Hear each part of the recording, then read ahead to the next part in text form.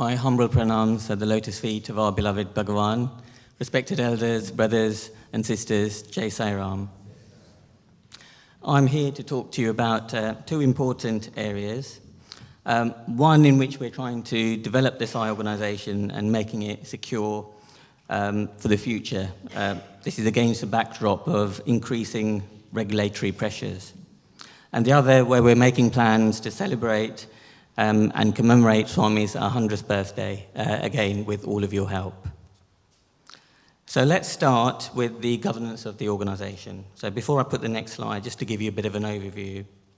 So why do we need to do these things? In his discourse at the World Conference in November 1985, Swami gave 10 principles that should guide our lives. One of those principles that he mentioned at that conference was that we need to observe the country's laws and to be exemplary citizens. Never go against the law of the land. Follow the letter of the law. The members of the Sri Sathya Sai organizations should follow the law in spirit and also be models for government. As a spiritual organization, we are subject to certain legal and regulatory obligations due to the activities that we undertake, such as Bal Vikas and some of the service activities.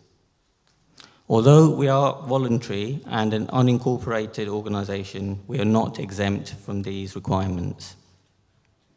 We started this process a couple of years ago, and you may be familiar with the next slide.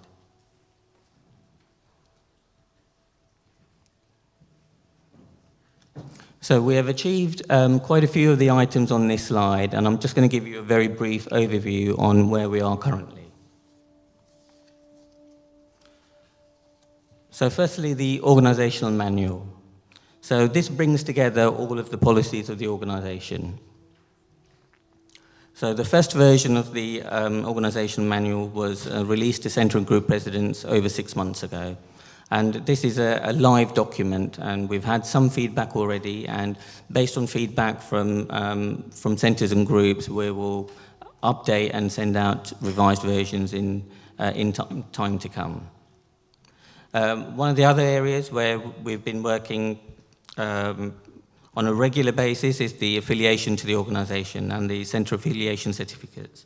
The current ones were sent out last year and are valid for 2 years and will be up for renewal in January 2025. One of the other areas that we've done a fair bit of work in the last few years is to standardise the process for public liability insurance. This is now done on a national level, and all centres and groups are asked to participate in this. It is a mandatory part of being a SI centre in the organisation. And this is updated in June or July every year. Another area where specifically the Bal Vikas wing has put in a lot of effort is in child safeguarding, and you'll hear more about this from Brother Ronnie and Sister Varsky in a few minutes. The DBS process, I'm sure you've all come across it in the last year or so, and hopefully all the devotees and office bearers and active members in the hall here have already been signed up.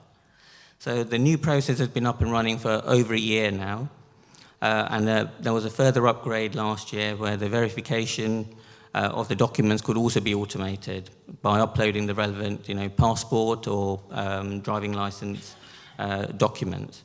So as of now, we have had over 500 devotees register for the DBS and are certified through the update process. So what that means is that we do not need to do this process again. So it's a one-shop stop. So devotees will no longer need to go through the process every few years of going to your centre and having to review all your documents, because we have all of that online now. Another area where we are doing some work, and you'll hear a bit more about this from Brother Amit in a few minutes, is the upgrade of the website. So this has now been or in the process of being fully upgraded, and we have a strengthened media content team. We also provide content to the Global Council website. So again, I implore all the office bearers and active workers here, if you do activities at your centres, please do send through some photographs and a short snippet of information so that we can share what we're doing with our brothers and sisters across the world. So to do all of these activities, we do need support. So if you have any expertise in any of these areas and wish to help the organisation, not just in the planning and implementation, but even in the admin areas, please do contact either myself or any of the UK Council members. What all of this process has shown us is that the progress we've made in achieving these goals in the government's framework have only highlighted the fact that we need to do more. We are an unincorporated organisation, and as such, there are some legal pressures on us. And the organisation and the council in particular are doing various activities to try and mitigate any risks to the organisation. So we'll share any information we have as soon as we can on this. So now on to the centenary celebrations.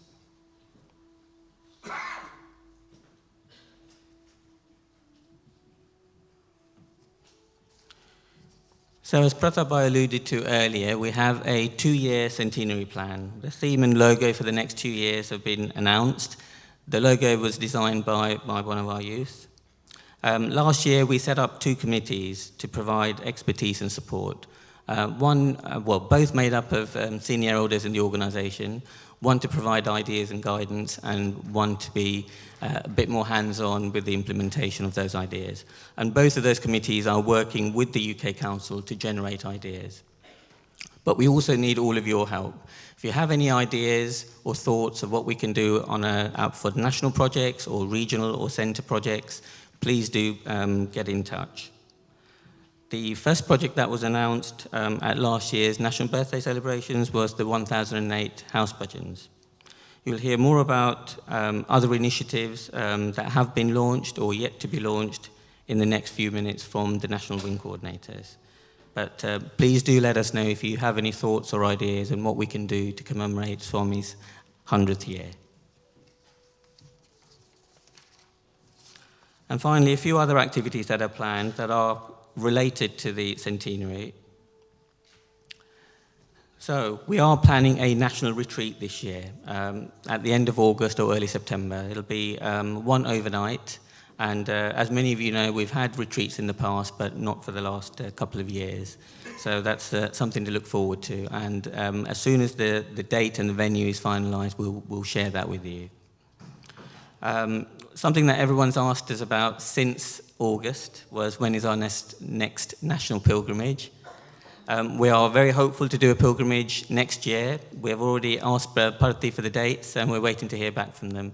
So please do keep next summer free, July, August time, hopefully. The dates will be determined by Parthi, and obviously every country that has Sai centres would want to go to Parthi next year. So they're going to have a challenge in fitting us all in, but the aim is to go during school holidays for the children next summer. So please do bear that in mind.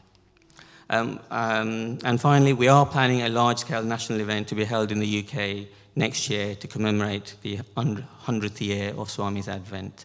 So again, more information on that as we finalise the plans. So with that, just wanted to say thank you for listening, and Jai Sai Ram.